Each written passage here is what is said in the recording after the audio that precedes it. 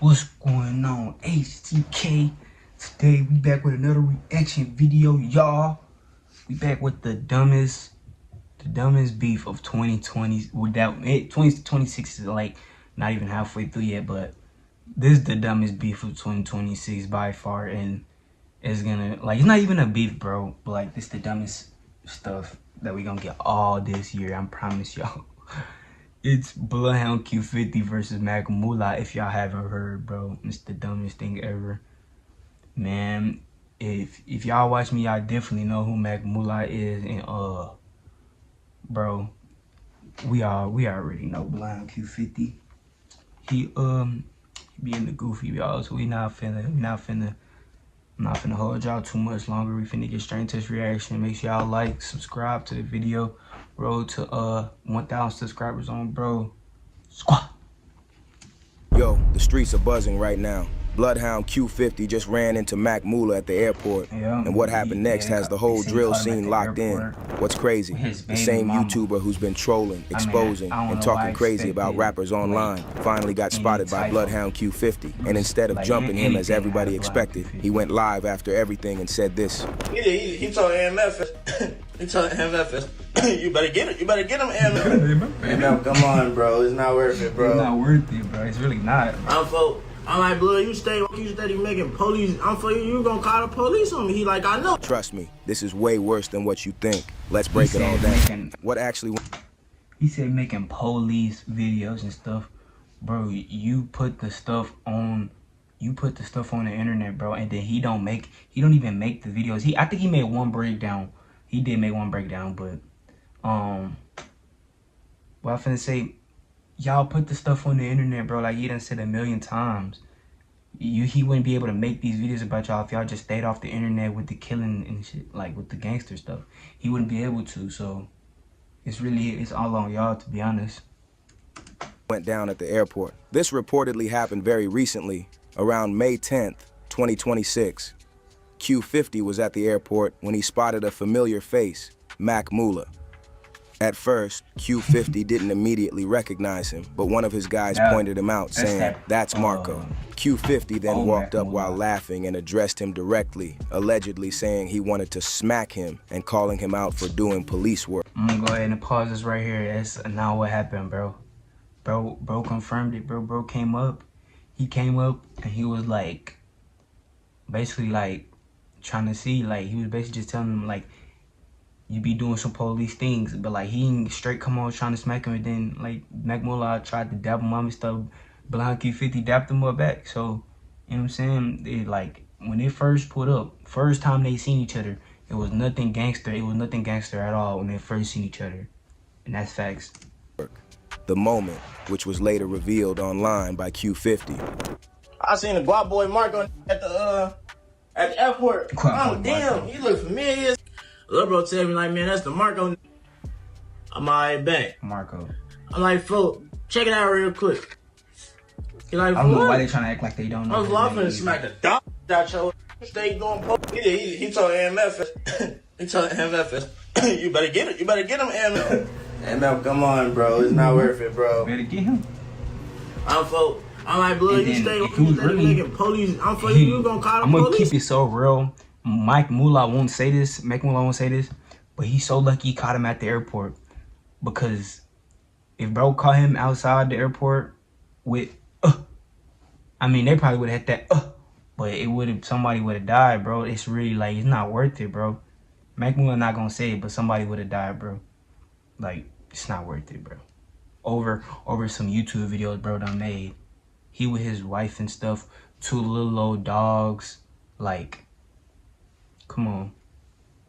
He like, I know. According to the live Q50 later did while breaking everything down, Mac Mula reportedly reacted by telling people around him to deal with Q50, and he also appeared to suggest bringing in security or even involving police. The situation never went too far because it happened in a public space with cameras and people around. Still, based on how Q50 described it on live, it was a very close and heated encounter that could have easily gone further if things weren't handled properly. Many believe things get too far because airports are heavily heavily monitored environments. Any escalation, even verbal, can quickly attract security attention, making it very difficult for anything to go unnoticed. Something like this was bound to happen. A moment like that was probably the first time, but it doesn't feel like it's going to be the last time somebody runs into Mac Mula. A lot of people online have been saying that part of the reason he stays in places like Florida or Miami is because of the distance and separation it gives him from the scenes he talks about. Bro talking about Fulio, Young and Ace, like, bro. He when he used to stay in Florida, he was talking about Young and Ace and Fulio and them. He didn't say multiple times that like the stuff that Young and Ace is doing is stupid and is clown.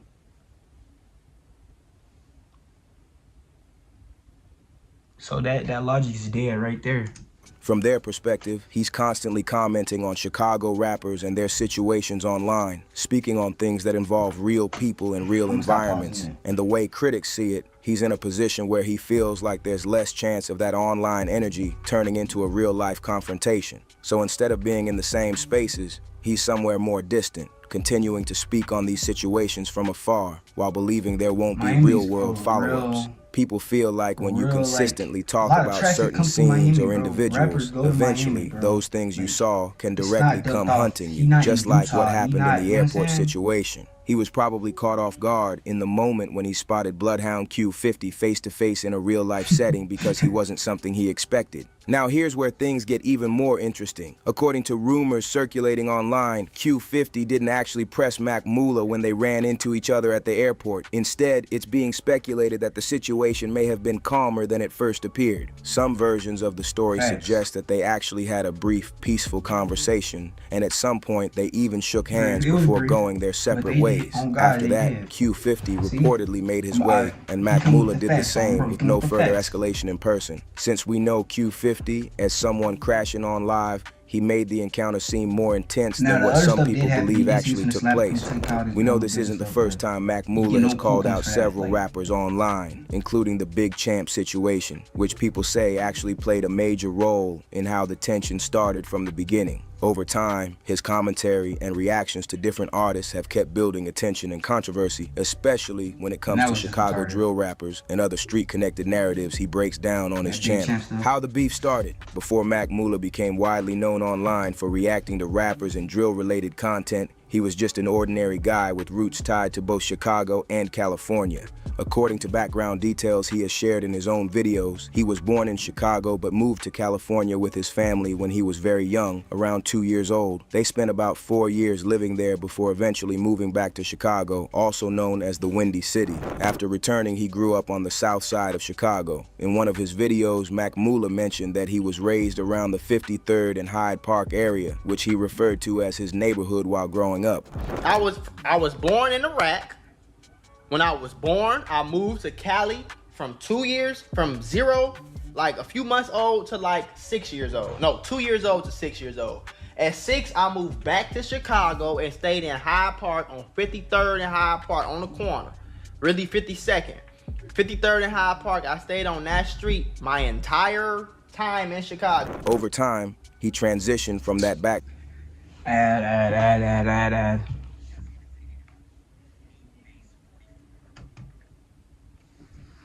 into creating online content where he began reacting to and commenting on rappers, especially within the drill scene. That shift is what eventually brought him more attention, but also controversy, as his commentary on street-related topics started to attract strong reactions from different sides online. The main reason Mac Mula reportedly started receiving death threats connected to Bloodhound Q50 was because of the whole Big Champ backdoor situation, which became a major topic online. Before all the tension started, Q50 and Big Champ were believed to be cool with each other. From the outside, it looked like they had a close relationship, which is why a lot of people were surprised when things later went left between them. While Lil Jeff was still alive, Q50 and Lil Jeff had reputations for allegedly setting people up, taking chains, and robbing other rappers. Because of that history, some people feel Big Champ may have gotten too comfortable around them, despite knowing the type of environment they were involved in. Then, sometime around early to mid-2025, the situation reportedly flipped on Big Champ himself. Rumors started spreading that Q50 had allegedly robbed Big Champ of his chain and watch, turning what was once a friendship into a serious fallout. And you know what's crazy? It all went down after Q50 and Big Champ were together at a jewelry store shortly. As usual, the situation escalated online afterward. After the alleged backdoor incident involving Big Champ, Q50 reportedly went live and began trolling him, calling him goofy and mocking him for trying to be a good person and go to heaven. Time I treat they want to bring up money. You can't do that with me, champ. You know that. What the and you been posting police. But yes, I already told him about that. Go keep posting that motivational police ass. So you ain't got to worry about your going to heaven. To worry about your going to heaven. You cool. Ain't at all. Yo, saint, lame, old, lame, goofy. Stay out of this. That's all I'm gonna let him off. On first grade. However, Q50 wasn't done yet because he later gave a different version of events during an appearance on DJU TV. While speaking on the situation, he denied stealing anything from Big Champ. Instead, he claimed that Big Champ had willingly given him the chain and allowed him to keep it. Yeah, you know, we definitely wondering about one chain that we've been seeing around your neck on the internet the past couple weeks or so. I'm surprised you ain't got it on now. Hey, but what's up with that situation, man? I know you and... What chain you talking about? The Big Champ chain, man. I know you and bro was cool. We still is cool. Dang. Yeah, he just let me put that, you know? I still got it, though. Hey, Some people believed Q50's version of the story, while others felt the whole situation looked more like a backdoor type setup between former homies who used to hang out together on the block. And this is where Mac Mula ended up getting pulled into the drama even more. After everything started going viral, Mac Mula got on YouTube and reacted to videos discussing the allegations about Q50 robbing rappers, including content covering the Big Champ situation. During his reaction, Mula made it clear that he was surprised Big Champ hadn't responded more strongly after allegedly getting his jewelry taken. At the same time, he wasn't directly encouraging retaliation or telling Big Champ to get back. Instead, Mula acted out a quick scenario to explain how he personally would react if somebody took his jewelry. Do you know, excuse me, yes, officer, Bloodhound Q50 robbed me with a gun in my hand. We was at the studio and he stole my chain. My chain is worth $25,000. I want my chain back and I want the crime to stop. I was in fear for my life when he robbed me. I want to press charges for armed robbery and I want to sue. I would sue him. Let me get back on the phone. I want to sue him. I want to sue the label. Okay, I want to sue the studio. By the time this is done, I will own, man, y'all is insane to me, boy. I will own Bloodhounds. Are you crazy? Mac Mula didn't stop there. Things escalated even more when he reportedly went on Instagram and entered Big Champ's comment section, where he jokingly told him to call the police on Q50. All right, let's go to his account. Let's go to the comments.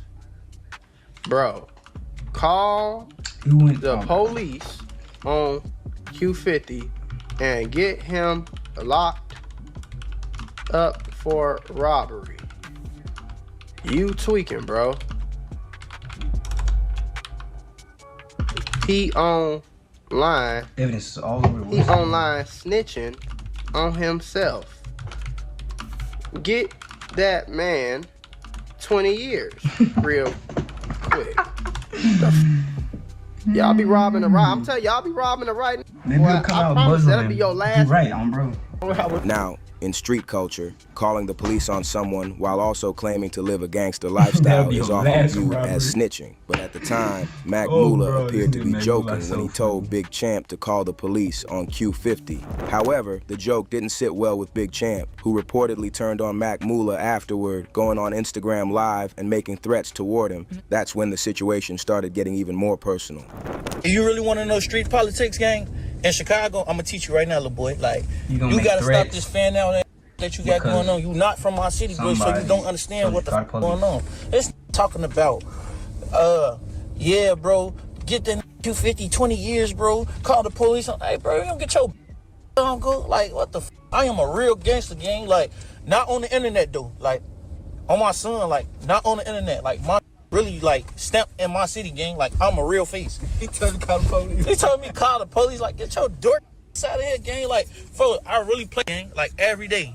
Play my city every single day, gang. I just don't go on this Big Champ later took things even further by posting on his Instagram story. You're a real gangster, but you let somebody take your chain and you didn't do nothing about it. You ain't spin back and they still live it. Okay, if you say so. Add.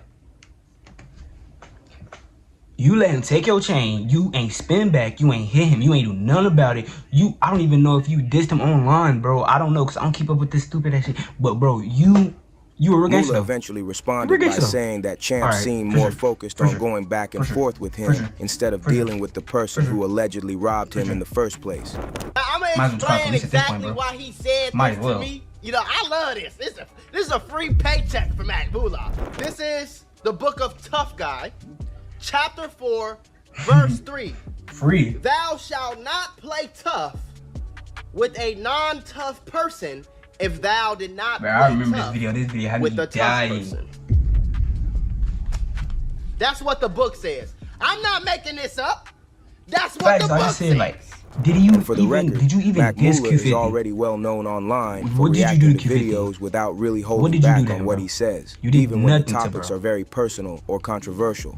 One example people often bring up is the situation involving Jada, who went on live emotionally reacting after her brother's death and allegedly threatening to put money on the people responsible. Oh my god, bro. Oh, it just gets better. Jada Pickett. Jada. Yo, be funny like no more 50. I swear to God, on my... The police right here. On my dead cousin, my little brother went on somebody's head. And Speedy keep trolling, it's gonna be 30K on his head. And I bet you he be dead by tonight. Keep trolling, his gonna be dead. Keep trolling, when the next time I see his mama face gonna be split open on my dead cousin. While his daddy wanna... Mac Mula later responded and made several controversial comments during his reaction. Among the things he said, he accused Jada of helping his ops set up his brother and claimed that her actions afterward were more about chasing clout and being performative than genuine concern. What are you doing? What are you doing when you outside of you outside of the hospital where your brother just passed away, where you helped him get killed? You outside the hospital and you go live. Was you clout chasing when you did that? Because I've been outside of the hospital when my friends got killed, and I ain't never went live. I never pulled my phone out.